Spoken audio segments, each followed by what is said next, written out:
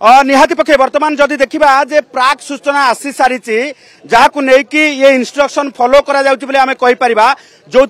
खारबलनगर थाना रे वर्तमान गोटे जो रही प्लाटून फोर्स मुतयन थिले एबे आउ गोटे प्लाटून फोर्स वर्तमान सजाग रहिबा पई इंस्ट्रक्शन दिया जायछि एवं एसीपी उपस्थित अछंती आईआईसी उपस्थित अछंती कारण एथि पई जे जेहेतु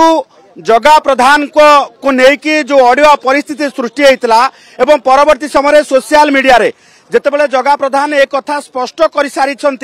जे आईन अनुसार जहा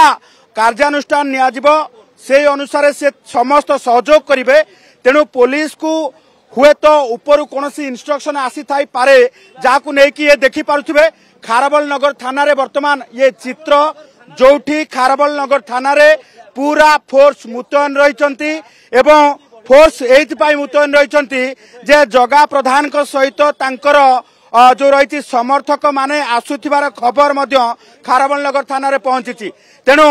एठी कौनसी प्रकार अप्रीतिकर परिस्थिति सृष्टि न हो किंबा जो जदि जदि देखिबा जे आईन अनुसार सबु प्रकार जो प्रिकॉशनरी मेजर कथा कुआ जाउची जे पूर्वरु सबु प्रस्तुति करा जायछि एवं आईआईसी एसीपी उपस्थित अछंती जेहेतु पार्टी ऑफिस रे जगन्नाथ प्रधान आसी पहुंची सारी छंती।